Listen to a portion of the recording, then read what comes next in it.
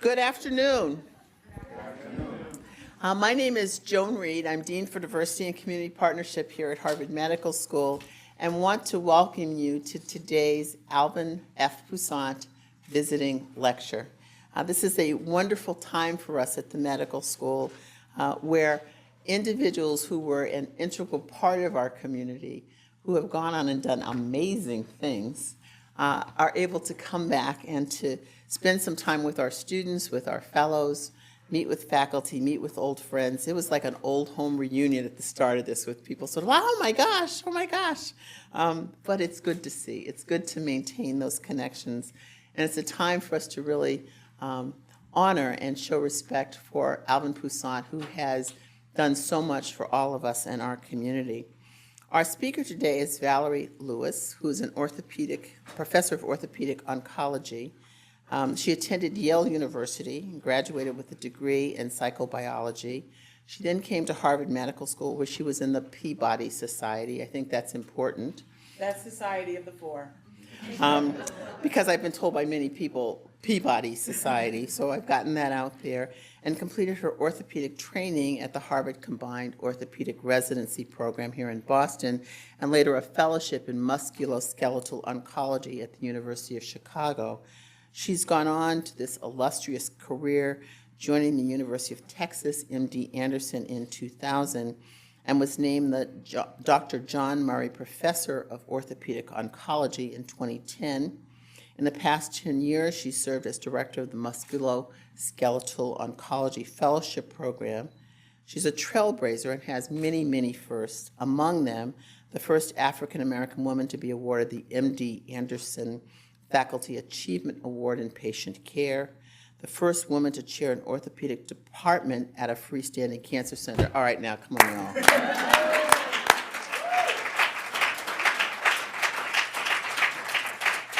The first woman to chair an orthopedic department in the University of Texas system, and the first African-American woman to chair an orthopedic surgery department, period. Again.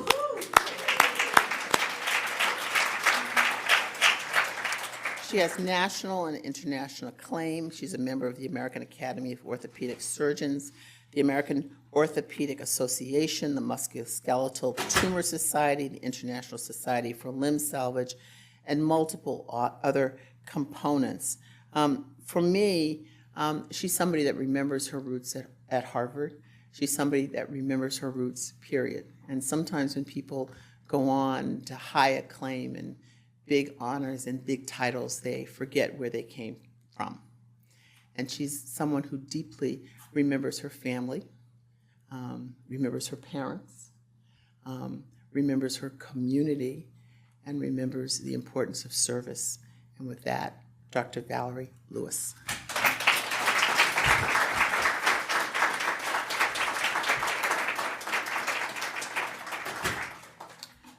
Well, it's such an honor to be back here. It's an amazing feeling to walk into the halls of Harvard Medical School again. It was clearly 5 of the best years of my life. And I was talking to the medical students, like, enjoy this time, medical students. Because, I mean, it gets better, but it also goes downhill from here, But it's awesome. And when I walked into what we used to call Building A, because it didn't have a name back then, I bumped into Ed. And he was my patient doctor back as a first-year medical student. And that just started an amazing day. Eating lunch with Dr. Poussaint and Dr. Arki, meeting with Dr. Reid. It's just been a wonderful day, and I'm really excited to be back. It's funny that she says I'm a person who's, remembers and wants to get back. I'm still trying to get back to New York City after spending 20 years in Houston. But I'm honored. That's because we think you should come back to Harvard. But I'm honored to be here today, and I must admit I'm talking a little bit out of my wheelhouse. What I told the fellows this morning, if I was talking about pediatric cancer or hemipelvectomies, it would be an issue because there's really nobody who knows more than I do. But I feel like giving this talk, there are definitely people in the audience who can speak to this, actually from personal experience, but I hope you enjoy it. And I'm just going to speak on the experience and evolution and really the advancement of the African Americans in medicine. So my first disclosure, even though it should be my mother and my father, so don't tell my mom, she's not on here, but my dad was an internal medicine doctor in New York City, graduated from Howard, and still made house calls up until the age of like 78. So he really was my inspiration and reinforced the importance of family and community. So the first African-American doctor was James McCune Smith, and he was actually born a slave, and he was emancipated in 1927, and he did his training overseas at the University of Glasgow in Scotland, where he earned his bachelor's, master's, and medical degree. He was actually biracial, as was his wife. They came back, he set up his practice that was actually quite successful in New York City. But it's interesting, since he was biracial, his kids realized that to continue to be successful and carry on his legacy, they kind of filtered into really white society. So the legacy of the African-American doctor really ended with him because his grandkids completely passed for Caucasian. The first African-American physician who was trained in the United States was John Peck. He was a native of Pennsylvania, and he really came through medicine as most people did back then, which is through an apprenticeship that lasts for about 2 or 3 years. They work with a physician, actually do a little housework, and take care of the patients. He then went on to Rush Medical School. Unfortunately, his practice was not as successful. It was really difficult to get patients, and he didn't have many other colleagues who were African American, and few white doctors either recognized him as a physician or referred him patients. So the first African Americans actually matriculated to Harvard Medical School, I have to throw Harvard in, was in 1850. And the thing is, they were let into medical school, but they didn't finish. So at the objections of their colleagues, they were actually dismissed and didn't quite finish out a year. All of them at the time wanted to get their medical studies and go back to Liberia and work with the people, but really the white students did not want to take classes with them. And while the faculty was prepared to let them in, they were not prepared for the controversy that ensued. So they were actually released from Harvard. Now, as I said, at that time, and this is pre-Civil War, most people learned by apprenticeship. So they got an article of apprenticeship with a practicing physician, usually Caucasian, that lasted 2 or 3 years. They would attend the patients. They were also expected to read the medical books, so kind of get knowledge both by doing and transfusion. And they also did stuff around the house and really helped out. So it was a true apprenticeship. But organized healthcare for African Americans really became an issue due to the slave trade, because the slave owners needed people to tend the illnesses of their slaves, and not many white doctors actually wanted to go and tend the African American slaves. So you really needed these beginning African American doctors really to tend to their own people. So by the Civil War, about 2/3 of white physicians now attended a medical school. So the transition was from apprenticeship to medical school. And one of the great things about medical school is that at this time they all had established criteria, and they also had the study of anatomy and dissection of a body. So in a formalized setting, that was really much easier than essentially stealing a body from the grave and doing anatomy. So it was formalized teaching. African Americans, unfortunately, were only allowed to about 10% of the medical school, and they still had to do apprenticeships, which we see what ran into difficulty later. So when the Civil War began, only about 10 medical schools let in African Americans, and they were mostly in New York.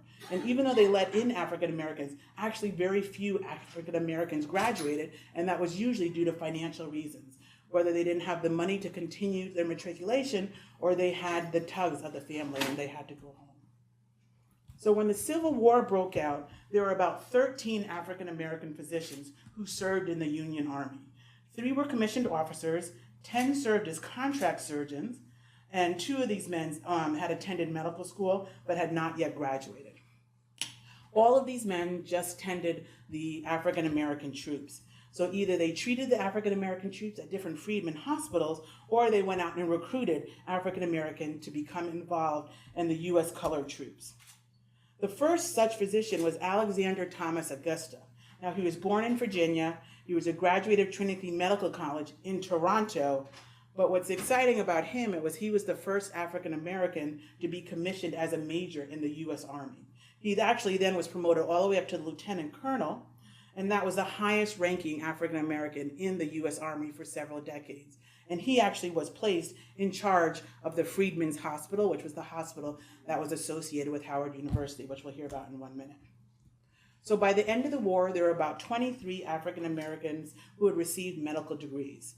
Most of these graduates had attended schools in New England, although several in Ohio and Iowa, which I find very interesting about Ohio and Iowa, but most of them in the New England area. And this is a book from Harvard Medical School, and it's actually a great book, and it tells of the first students who attended Harvard Medical School, both as full-time students and as lot as both post-baccalaureate degrees. So men mostly who got their degrees elsewhere, but then would come and spend 2 or 3 years at Harvard Medical School. And I did have to include a picture of my great uncle on the right-hand side, who was a Tuskegee Airman, but also was a post-baccalaureate, got his post-baccalaureate degrees from Harvard Medical School. The first woman was probably a good 20 years after the first man, and she became a physician in 1860, started in 1860 and graduated in 1864. And interesting enough, the first nurse was 19 years after the first woman doctor, and that was until 1879. She wanted to be a nurse really all her life. And she started out as kind of a nurse in parentheses to a kind of prominent white families before entering nursing school. And then it wasn't until 1878 when she became, and I put in quotes, the first colored girl admitted to a nursing institution. So she graduated 16 years later and then went on to tend the poor and disenfranchised at the time. So with segregation in healthcare, since white doctors for the most part did want to take on black patients, there was really a pressing need, especially after emancipation as well, to train black doctors to treat African American people. So there were 14 medical schools established at that time for slaves and their children to become these much needed physicians. Actually, of these 14 schools, only Howard University and Meharry Medical College are still present today. So Howard University was established in 1868. It was actually established by whites and under the control of white physicians and administrators. The charter was approved by the 39th Congress and actually signed into law by the president. And so there still remains today a tight relationship between Howard University and the President of the United States because it's still under his charter. There were 5 full-time faculty members, but only one was African American, and that was Alexander Thomas Augusta, who we heard about. Now, one of the successes of Howard Medical School was that it was closely tied to Friedmans Hospital. So the War Department established a hospital at Camp Baker, and then it was moved in 1863 and essentially linked on to Howard University. Major Alexander Augusta was placed in charge, but the surgeon-in-chief was actually a Caucasian gentleman, Dr. Robert Rayburn. And then in 1969, it really moved to the campus. And it was Friedman's Hospital that really saved Howard University. So I had to put this on because actually this was a fellow when I first came to MD Anderson. This is the 17th president of Howard University. He actually attended Howard. He earned a BS MD at the age of 22. He did his surgical residency at Howard and really worked with the greats, Dr. LaSalle Lafayette, Dr. Eddie Cornwell. And then he did his surgical oncology fellowship under us at MD Anderson. But then he went on to earn a master's degree at Howard School of Business, and he's been the president for at least the last 5 years. He's very progressive, he's obviously very young, and he's very interactive with his students. And that's all because of MD Anderson.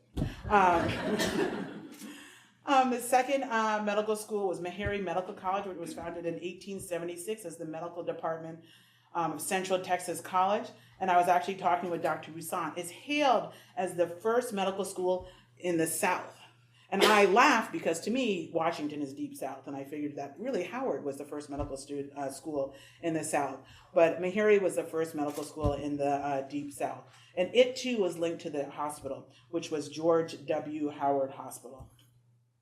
So you say, why do I keep emphasizing that Howard is really saved by the Freedman Hospital and Meharry was saved by Hubbard's Hospital? It's because in 1810, the Carnegie Institute actually commissioned a report on all medical schools. And this report really dealt devastating blows to the African American schools because they stressed the importance of clinical training and having full-time dedicated faculty, as well as these medical schools had to be linked to a university and to a hospital. So only Howard and Meharry were both linked to a university and to a hospital. So the remaining 12 medical schools at that time were disbanded, which was a huge blow for African Americans.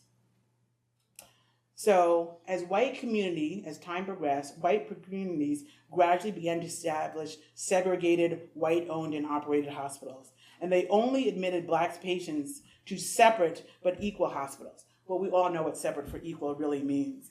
There was some standard care, and they rarely provided care by physicians that looked like the patient. So there were very few African American physicians.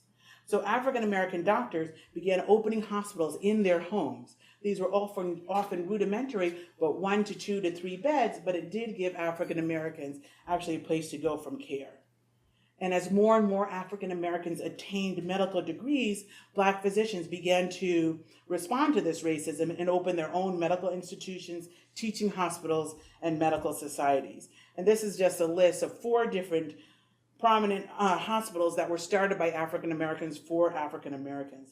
And not only did it provide a higher standard of medical care for Black patients, but it also provided an educational and training opportunity for Black physicians and nurses. Because you really couldn't get specialty training unless you were on staff at a hospital, and you couldn't be on staff at the Caucasian hospitals. So there was an interesting book by Thomas Ward called Black Physicians in the Jim Crow South, and he really discussed that it was a self-fulfilling prophecy. So you thought your doctors were inferior because they weren't attendings at the hospital, and then it turns out they weren't attended at the hospital, so they didn't have that specialty training. So it was kind of a loop of the chicken before the egg, and it kind of reinforced the stereotypes that many people had. So these early doctors, much like a lot of doctors still today, faced racism. They had competition for African American patients who could pay. There were a lot of African American patients who could not pay, but then the doctors really couldn't support themselves.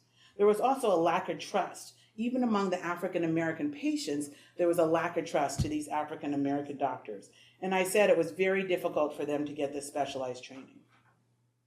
So the American Medical Association richly has a very interesting history, both among African American and with social issues. So it was founded in 1846 as the National Medical Association. It was renamed in 1847 as the AMA. And the purpose of the society at that time was to improve the standards of medical education, to establish a common code of medical ethics, to promote professionalism, interests, honor, respectability, and race was not mentioned at all. So in its charter, it seemed like a society for all. However, or more interestingly, doctors had to be members of the AMA to practice at hospitals, which if you think is a total coup for the AMA, because if you wanted to practice at hospital, you had to pay dues to the AMA. And while the AMA claimed not to discriminate, it left membership open to the local chapters. And African Americans were really rarely accepted to the local chapters, especially in the South. So there were very few African Americans in the AMA. Now you say, who cares? Because really, how many of us belong to the AMA now? We generally belong to our specialty societies a little bit more. But back then, the AMA was very important for professional advancement. It provided a forum to discuss and present papers, as well as learn the latest techniques and treatments. It also gave you a community, someone you could call for medical advice, or really back then, someone you could call to help you do surgery. Society membership conferred referrals because you knew each other from the group. It gave you hospital admitting privileges, and that was tied in with licensure and training. So without this membership, you really had a professional isolation. You did not have that referral base. There were limitations on really income and limitations on educational opportunities. So African Americans, by not being allowed to be a part of the AMA, were really hampered in their economic and professional development. So I'm just going to discuss one small case with the AMA and the Medical Society of District of Columbia, really to reinforce the AMA stance at their time. There were 3 physicians who were eligible for admission to the Medical Society of the District of Columbia. They were all African American, and the MSDC voted not to admit these physicians. And their rationale was the MSDC did not admit African American physicians. So it sounds terrible, but at least they were completely upfront about it. They took it to the Senate at the time, and the Senate ruled that you can't discriminate based on race because then it's not a medical society, it's really a social group. They actually felt that the MSDC was excluding qualified physicians solely on the account of race, refusing to consult with Black physicians solely on the account of race, and excluding physicians for educational opportunities. So the Senate came out in support of the African American doctors. However, several bills were brought to the floor that didn't pass or that were tabled and not brought forth. So even with the support of the government, these African American physicians were not allowed to join. So they said, we're going to do our own society. So in 1870, they started the National Medical Society, which should not be confused with the National Medical Association. And it was really a racially integrated society of physicians from the DC area. The Medical Society of the District of Columbia did not want to be involved with them whatsoever. And in fact, they requested that the AMA not seat this delegation because they felt that it was formed in contempt of the MSDC, which it was because they wouldn't let them join the MSDC. So once again, it's that vicious circle, right? And they attempted really through legislative influence to break down the host society. So it all comes to a head in the 1870 meeting of the AMA. The delegations that were requested to be seated were the Medical Society of the District of Columbia, which was the all-white delegation, the Massachusetts Medical Society, which was also an all-white delegation, and the National Medical Society. So we can all guess what happened, right? The first two were allowed to be seated, and the NMS actually was not allowed to be seated. And so those days, any membership issues went to the ethics committee, and there was a majority view and a minority view. The minority view recommended inclusion of the NMS members because the MNS was regularly organized. It did not exclude physicians, but it excluded people who weren't qualified practitioners, and there was no significant grounds. They were doctors, and they were just a multiracial group of doctors. And you notice the AMA tabled that. And then the majority view, they recommended exclusion of the NMS doctors because instead of saying they're Black, they used unfair and dishonest means to procure the destruction of the MSDC. So they focused on the fact that these doctors tried to start another organization to which they could belong and participate in. And they really just wanted to bring down the organization and stifle the doctors within that organization. They also said some members of the NMS were licensed, which was particularly amusing because who gives the licenses? The MSDC. So they weren't licensed because they weren't allowed to join the MSDC. And that actually was adopted by the AMA. So there were two vocal opponent and proponents of this. John Sullivan from Massachusetts said that there's no distinction of race or color shall exclude people from joining the AMA when they're truly accredited to do so. That was tabled. And then Horatio Storer offered the following and then said that, we're not being racist. It has nothing to do with their color, but they can't join. And that actually was adopted by the AMA. So at the end of that meeting, not only did they deny membership or to be seated to the National Medical Society, but Howard University Medical College, the Freedmans University, and the Small Park University, all who had members as a part of the National Medical Society, were not seated at that time. So at this point, you realize that the AMA probably knew they were wrong, so they wanted to take one step away. And it used to be that the delegates came from medical schools, hospitals, and professional societies, but in 1873, they said, we're going to restrict delegations to state and local societies. When they said that, they knew there were no African Americans, or very, very few, in the Southern societies. There were a few in the Northern societies, but the AMA was made up of both Northerner and Southerners. And by stipulating this, they were essentially excluding African Americans. And it was the states' rights issue.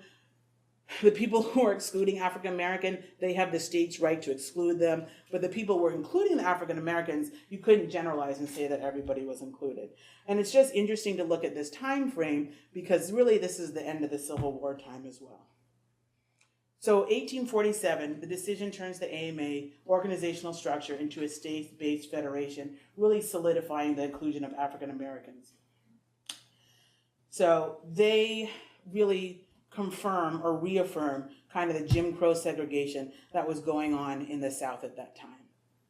So as a reaction, in 1895, the African Americans started the National Medical Association. And this really was in direct response to the exclusion of Blacks in the American Medical Association. This was instrumental in really leading the fight for better health care for African American patients, better training opportunities for African American physicians, and for all disenfranchised African Americans. It's still thriving today. I actually remember growing up and going to NMA conventions with my parents. It gave a great sense of community, both with the doctors and with the doctors' children, which is especially important for your kids to see where you're going and for you to remember where you're coming from. And really the NMA served to do that. Medicine really also played a huge role in the civil rights movement. And this was outside the AMA, clearly, since they are really reaffirming segregation and Jim Crow, but within the National Medical Association. Physicians organized and participated in many civil rights marches, and they played a role in picket lines, patient advocacy. They filed lawsuits that sought the end of hospital segregation. And for them, that was a double-edged sword. One, they wanted a better care for African American patients, but two, they wanted a better opportunity for training. And the importance of the hospital desegregation, as I said, was to decrease the barriers to specialty training, as well as professional advancement. Because at this time, there were only two subspecialty trained African Americans, and that was Daniel Hale Williams, who was a general surgeon, and William Harry Barnes, who was an otolaryngologist. So as time went on and African Americans attempted to get this subspecialty training, either they were thwarted by the hospitals, by the societies, but they did take legal actions. And the law in the most prevalent cases did come down on their side, but as you see, one took a decade of litigation to rule in their favor, and the other one wasn't much quicker. This is just an example, and I'm not going to go through these slides, but these are several policies on discrimination on the local and state societies where they tried to reverse the discrimination by the AMA, and this was in the 1940s to the 1960s, when, well, I wouldn't say when most of us were born, but maybe when this side of the room was already born. So the reasons that the AMA gave for their inaction was that they felt that progress was being made with integrating the Southern societies, and they didn't want to step in, and we know that wasn't true. The AMA has many Negro members. I don't know if 4 was many, but that was about the number at that time. Many Negro members of state societies did not want to be part of the AMA, and membership in the state societies is outside their jurisdiction. So they continued just to have excuses why not to intervene or support African American doctors. And this was just an interesting article by the legal consultant of the Journal National Medical Association, who said, essentially, they're just ignoring it. It's like you're standing on shore and you see someone drowning and you're saying, you can't drown in water, but the person is going underwater the whole time. And then he made that connection with the AMA, who says, oh, there's not racism, but no one's being let into the societies. Hospitals are still segregated. Civil rights was not a priority for the AMA. And really that led to problems because NMA members began picketing the AMA. They found the inaction from the AMA to be totally inadequate. And they picketed their conferences in 63, 65, 66, and 68. And the AMA's response was that really they weren't being scientists because they were hindering scientists by looking after their own social concerns. So once again, the African Americans responded and started having the Imhotep Conference on Hospital Integration. The first conference was in 1957, and it was organized by the Journal of National Medical Association editor. The AMA was invited to send representatives, and these meetings went on yearly, but each year the AMA refused to attend or really refused to respond to these invitations. And in 1963, the president of the AMA essentially said, you know, for 7 years, we've reached our hand across the aisle. We tried to work together to reach a solution to this problem, and now we're done. And the main reason they were done is because President Johnson signed the Civil Rights Act of 1964, and hospitals had to desegregate. So they tried to do it outside the institution, but once the government came down on their side, it was a little easier.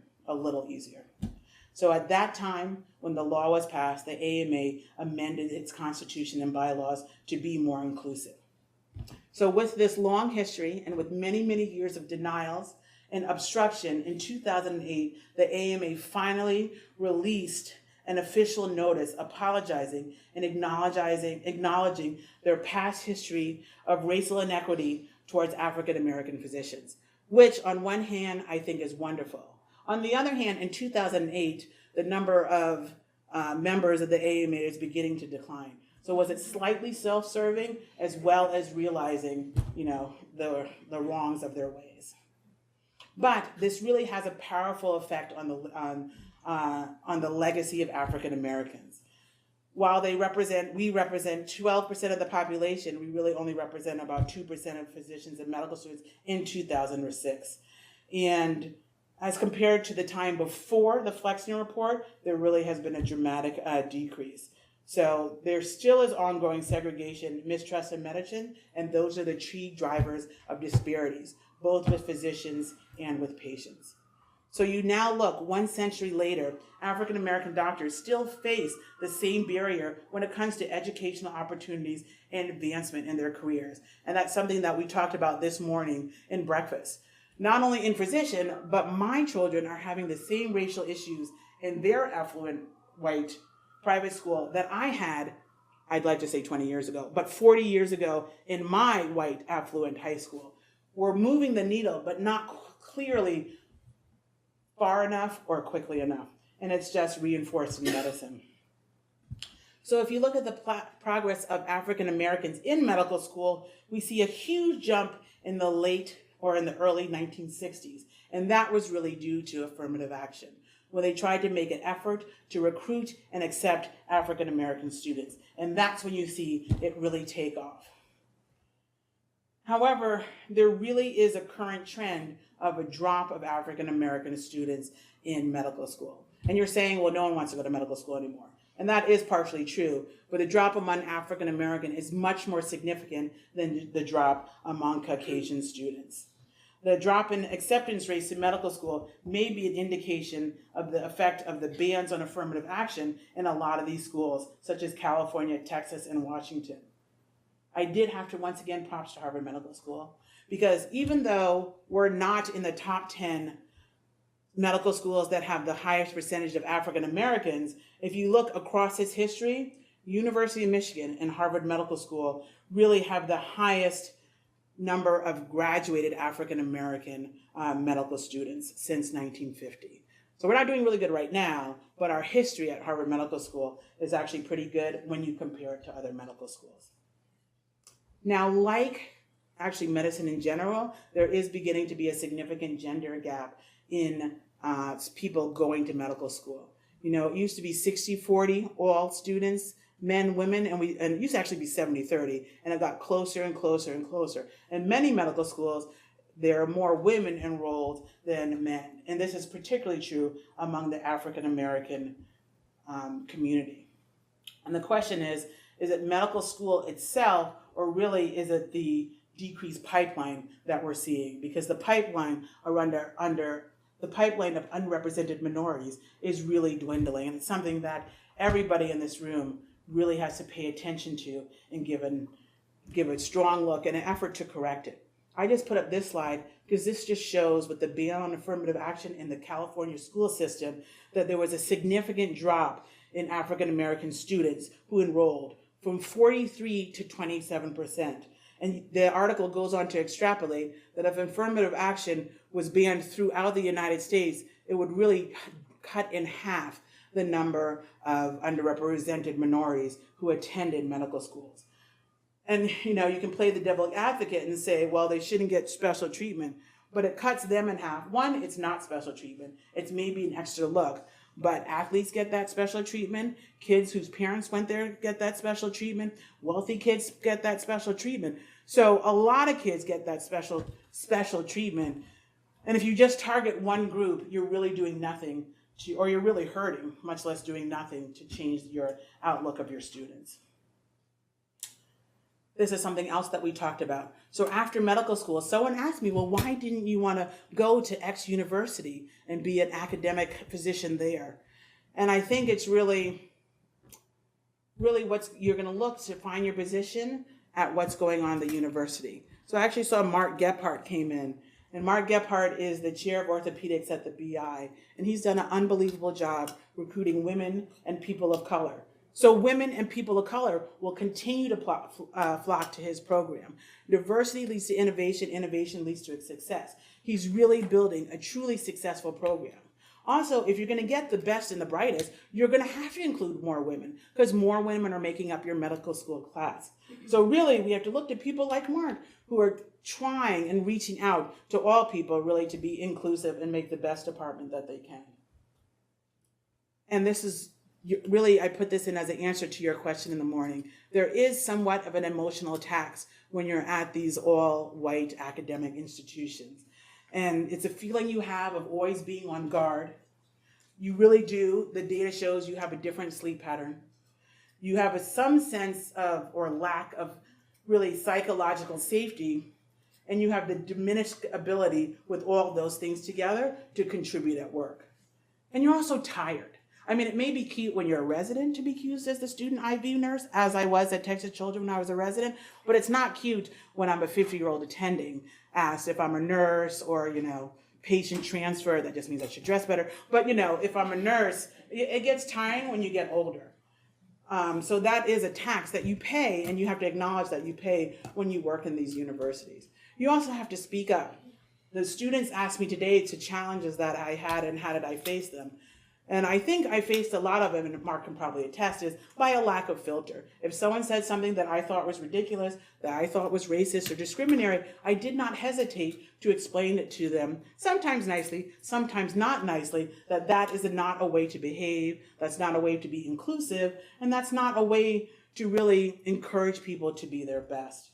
So I do encourage you that when someone says something snarky about Hispanic people, that you stop them right there and explain why it's bad. Don't let little things go under the rug because they will go under the rug forever, slide under the rug. So one of the organizations that's been very helpful getting rid of that emotional tax or giving you a sense of camaraderie is the Society for Black Academic Surgeons. So these are academic surgeons around the U.S. who get together once a year. It gives you that sense of camaraderie, that sense of community. We discuss cases, we present papers, but we also just talk about what's it like being the only or the first. And there, you're not the only, you're the first. Though there aren't a lot of women in this picture, are there? But you're not the only or the first African American. And it's a great feeling to be in a group like that. So my talk started in 1820. So you say, what's going on today? So there's still issues with how African American doctors are perceived. So he's one of my favorite people at Anderson now. But when I got on the elevator, he would never notice me. Like there'd just be two of us on the elevator, and I'd say hello, and he'd go, "Oh my God, I didn't see you." There are only two of us on the elevator. Like I never understood it, and it is that he really didn't see me. Like he thought I was, housekeeping or one of the nurses. He actually didn't see me. So some things still haven't changed. He actually turned out to be one of my mentors. He's totally awesome. But I did have to bring that to his attention, that he really needs to open his eyes and see and look.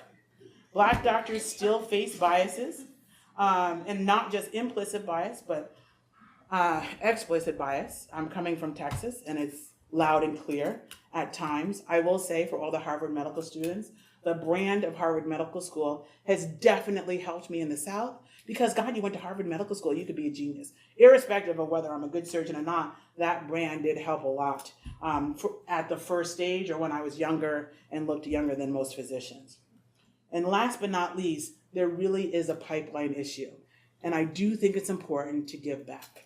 We do a lot of mentoring at MD Anderson and my department during the summer. We have at least 10 students who work with us, follow us around. We never hesitate to take people in the OR to get them excited. I still remember the first case I saw. It was a vein stripping. It was completely disgusting. But at the same time, I was completely excited about being in. Yeah, wasn't it gross? I see your face. I'm still excited about being in the operating room. So any chance you get, reach out to students who are younger than you. And for people who are students, which I love is seeing you guys together, reach together because your experiences together will be so much more powerful than when you're by yourself. if you know what I mean. These are students who I met with at breakfast, that's why I keep pointing to them. But they're part of Dr. Reid's program, which is an amazing program. And these are just some of the people who continue to inspire me today. Charles Drew, which I think every child learned about in Black History Month. But then there's Gus White, who's an orthopedic surgeon from the BI. Eddie Cornwell, who's a Surgeon General at Howard, one of my cousins. You have Charles Drew. You have Paula Johnson, who used to be at the Brigham and is now at Wellesley. You have Harold Freeman, who is a breast medical oncologist from New York and went on to be the president of the American Cancer Association. You have Dr. Poussaint in the upper left-hand corner. Right underneath him is Claudia Thomas, who's the first African-American woman orthopedic surgeon. And then you have Levi Watkins, who passed recently in the last 5 years or so, but no matter what he was talking about, you felt like standing up and saying amen. He was the best orator I ever heard. I mean, he could just get people excited about defibrillators. I mean, he was an amazing orator. And then last but not least, it's Phyllis Epps, who actually son trained here at the Harvard program, and she's a dermatologist at Howard. So that's the end of my talk, but I never can leave without giving a plug to my department. This is the orthopedic department at MD Anderson. We're the most diverse department in the institution with women, African American, Asians, and Hispanics. And I specialize in pediatrics, so I always have to share my video at the end, which isn't working. Oops.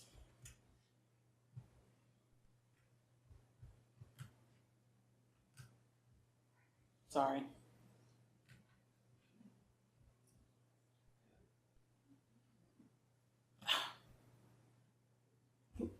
Well, it's a great video of our kids. They're all kids who have limb salving surgery, hemipelvectomies, and they're riding bikes and they're jumping, and they just say, I beat sarcoma. MD Anderson, we keep kids running. Thank you very much.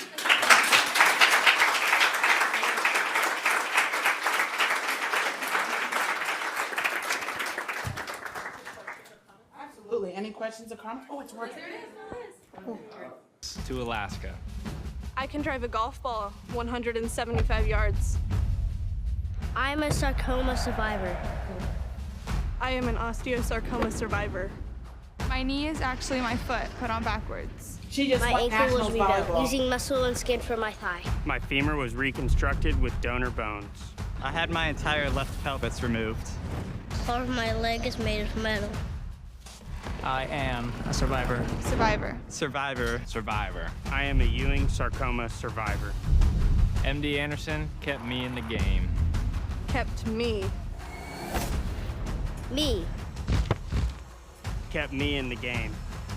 MD Anderson kept us in the game.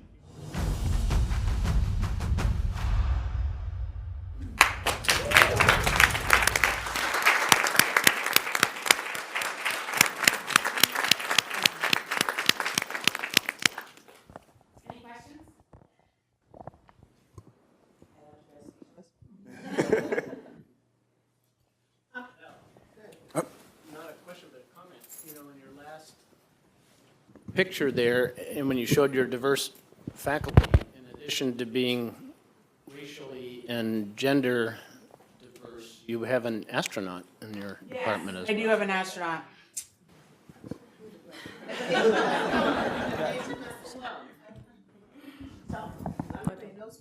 Oh, so Bobby Satcher actually went to medical school with me. The secret is I totally had a crush on him in medical school, and now I'm a boss, his boss, which really is the best payback ever. But he went to MIT. He was an MD, PhD at Harvard Medical School. He did his fellowship in Gainesville, where actually Brian Moon did his fellowship too. He then worked at UCSF, and then he applied to the astronaut program. So he moved down to Texas. He did his training, which was like a 2 full year. Then he started at Anderson. It was part-time. And then he went to space. So me and my kids went down and saw the space shuttle take off, which was amazing. And because of Bobby, and actually some friends of ours, we got to be the closest you could possibly be to the shuttle.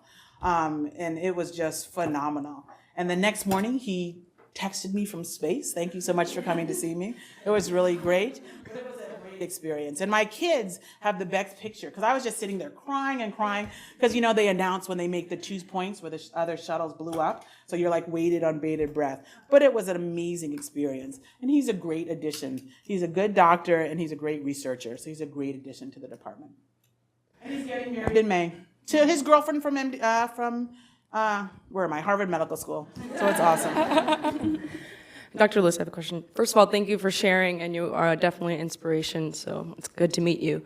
My question is about, to go along with Dr. Gebhardt, is about your diverse faculty. Was it like that before you came, or did you help make it that way? And if so, how did you do that? I hired everyone except Pat. So Pat's older than me, but everyone else I hired. So I think I told you about the article that came out, was it in Core, Mark? That says that women go to their residency in the Northeast and the Northwest, and there's still programs in South that don't have any women. And you say, oh my God, I can't believe that. But would you go to the South to be the only female orthopedic resident? No, I didn't apply. Yeah, no, exactly. So you don't. So it's the same thing with your department. Once you show that you're interested in creating diversity, people will look to your department to create diversity. And there's a great business school article about type 1 and type 2 diversity. And so type 1 diversity is me and Mark Gebhardt. I'm wonderful. He's not. No, I'm joking. Mark is totally wonderful. But, you know, he's a white male. I'm an African-American woman. So that's type 1. But type 2 diversity is if you come from totally different areas. So Brian Moon grew up in a double wide in Florida. Yeah, he was the only Caucasian student. You know, his family did not have a lot of money. And then you compare that to Bobby, whose, you know, uncle is the Surgeon General who went to MIT and Harvard and was not in private practice, and Brian was. So we really have 1 and type 2 diversity, and that leads to innovation because all the studies show that diversity leads to innovation and innovation leads to success. There's a great article about airbags that came out. So it was all, and Mark knows this story, it was all males committee that made the airbags. And whenever they deployed, children and women were getting hurt or killed. And then they put 2 women on the committee, and they was like, you know, they thought of things that the all-male environment wasn't looking at. Because really you have a different perspective. And that different perspective only lends and adds to the situation. So I recruited everyone except Pat. And really, this is another thing that Joan and I were talking about. Everyone's super great. So we're already starting here, and then I'm looking above. So all my faculty are smart. They're really great doctors, but then you're looking for that extra thing. And each one of them, in their own way, has that extra thing that they bring to your department. And there's also a book called From Good to Great, and they talk about the bus. So the next person you bring on the bus should be better than the person before them. So, you know, Bobby may have been better than Pat, and Justin was better than Bobby, and Moon was better than Bird. So each person that you add to your group should be bringing something different, and you should look that they're better than the person you brought on before, because then you'll be really building a great department.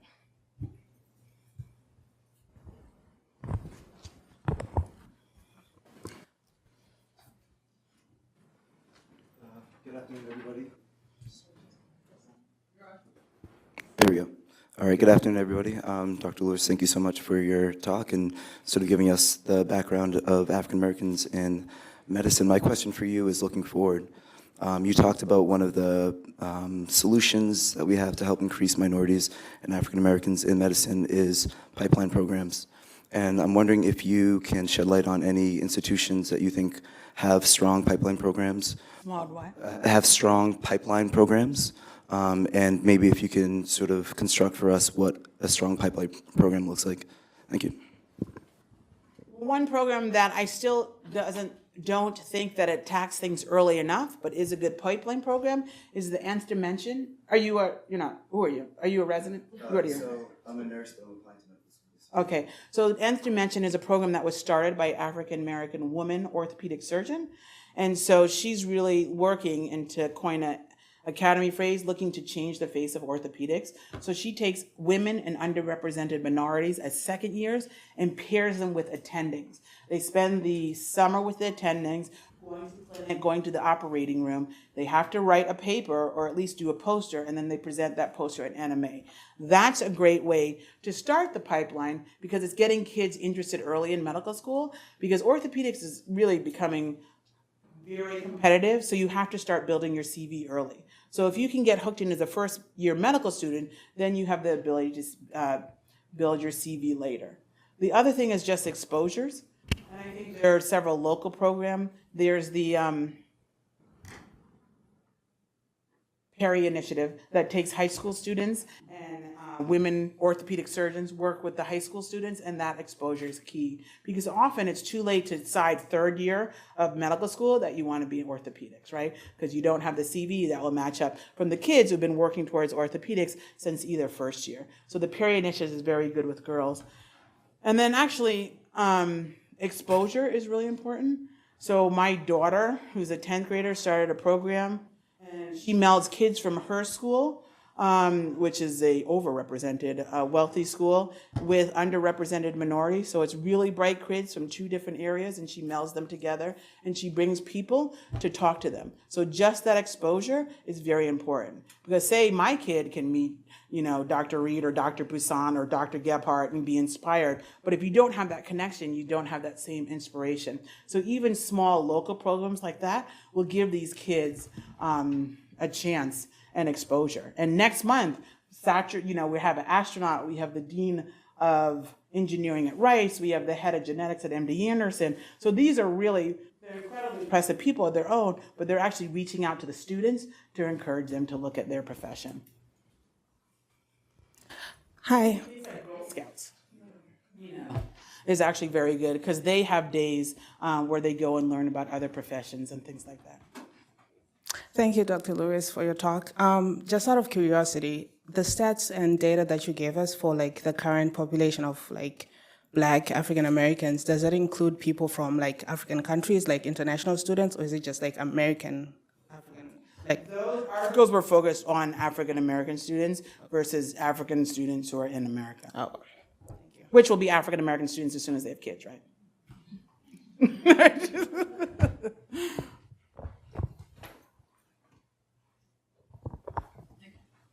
Thank you. One last question as we start. What's your biggest challenge as a chair?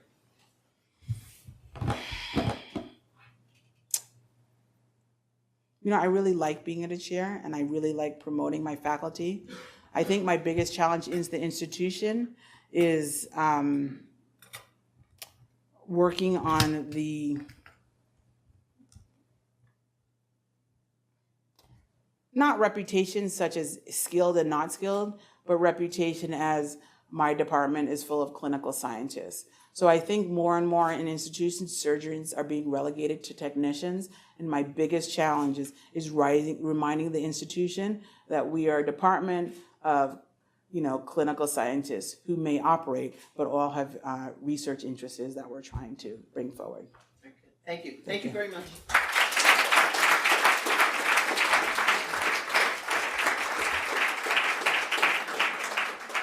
So what that reminds me of, as you say that, is there are diversity challenges in everything. And so you're talking about within your institution and within surgery and what that means. I think about myself, I'm a pediatrician, but I'm a professor of medicine. I remember I was speaking at a meeting of professors of medicine chairs, and somebody from the audience said, "How could you know anything about this? You're a pediatrician." You just sort of say, "Really?" And I was talking about diversity, and you want to say, it's not really a medicine or pediatric issue, but we have our issues in diversity across the board. As I said, this is a day of celebration. This event today is being co-sponsored with the Children's Hospital Department of Orthopedic Surgery. We have these amazing people with us here today. Some have been mentioned: Dr. Alvin Poussaint, Dr. Tina Poussaint, Dr. Ed Hundert. There are Dr. Gebhardt, thank you so much for coming today and for joining us. There's members of multiple offices here, the Office of Recruitment and Multicultural Affairs. I'm just going to ask you to raise your hand. Oh, look at this. He's like this. He's over there. Okay. As well as our Office for Diversity, Inclusion, and Community Partnership is also here. And thank you for being with us today. As I said, this is a time where we celebrate Dr. Alvin Poussaint, who's a professor of psychiatry and faculty associate dean for student affairs here at Harvard Medical School. He's been instrumental in expanding an enrollment of underrepresented medical students at Harvard Medical School and integrating them into the fabric of our school, encouraging and mentoring our students during their time while here at the medical school and at the dental school, and helping to launch their careers as physicians. He was actually born in East Harlem. You got those New York connection there for the two of you. Attended Columbia University and received his MD from Cornell. He went on to do his postgraduate training at UCLA in psychopharmacology, but left from 65 to 67, where he was in the Southern Field Director of the Medical Committee on Human Rights in Jackson, Mississippi, where he took care of civil rights workers. Very much involved in desegregation, civil rights, and bringing us to where we are today. He served as a medical foot soldier for the 50-mile march from Selma to Montgomery in 1965. We are so happy that as he left there, he came to Boston. He first came to Tufts Medical School and later to Harvard Medical School, where he's been a familiar figure since 1969. He's got a passion. He's got a passion for justice. He's got a passion for children. He's got a passion for change. Providing opportunity for all, but changing institutions and organizations so that doors are open and continue to stay open. He is a hero. I first met him when I was a college student at Brown and came up from Providence, Rhode Island to take a class with him here at Harvard, never knowing that I would actually know him. You know, like you sit in class and that's Poussaint, that's Dr. Poussaint, and now I can like say, hi, Al. So I feel like I'm like really grown now. He is a fellow of the American Psychiatric Association, the American Association for the Advancement of Science, and a lifetime member of the American Academy of Child and Adolescent Psychiatry, and a member of the American Academy of Arts and Sciences. A few years ago, in 2004, we came together as parts of the Harvard community, and largely the Harvard alumni community, to come back to honor Dr. Poussaint. And it's in that honoring of Dr. Poussaint and in the contributions from alumni, medical students such as yourself, who contributed that this Poussaint lecture was established. And so in many ways, this is even more memorable because this came from the students that you trained and supported, and it came from their love for you and their deep respect for you. And with that, it was the desire to bring back alums and bring them home so that they could meet other students as role models and fellows and make connections with our home community, and to see your legacy and what you have created, not just at Harvard, but across our country. And it's with that spirit that we invited Dr. Lewis here today. It was an amazing lecture. I thank you so very much for that. And you talk about people knowing this. I found things that I didn't know before. And I'm like, all right, now to get them to the history of medicine here at Harvard, so we stamp it and make sure everyone can know, because this is an important history. But it is in this honor of Dr. Poussaint. And Dr. Poussaint, I'm going to ask you to come forward, and Dr. Lewis to come forward. That I ask Dr. Poussaint. And you know, you got to do the thing where you hand it to her and you like stand together and you take a great picture without me and without no, this. to take one with you too. No, you take a. Come on up this way, away from this projector.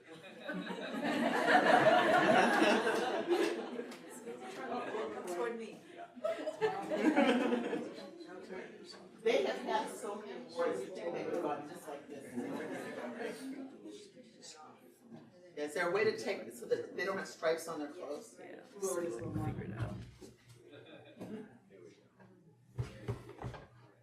That's not the problem. Is that it?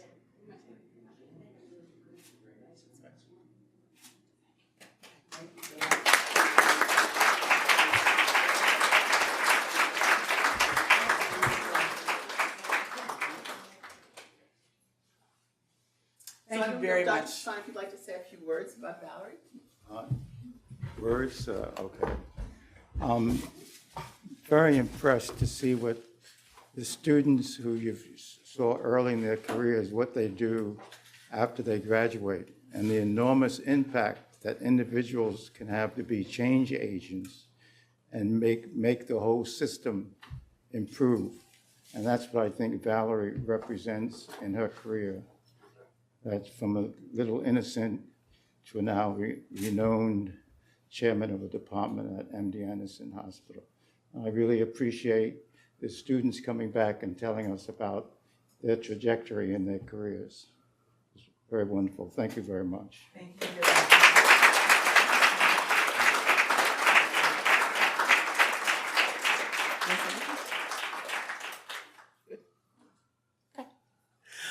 So I thank you all for being here today. It's a true day of celebration. There are some more events that are coming up. There's program announcements outside. Please take a look at them. Please come join us. There are refreshments. Please stay and join us for refreshments and share our congratulations for both Dr. Lewis and Dr. Poussaint. Again, thank you for being here.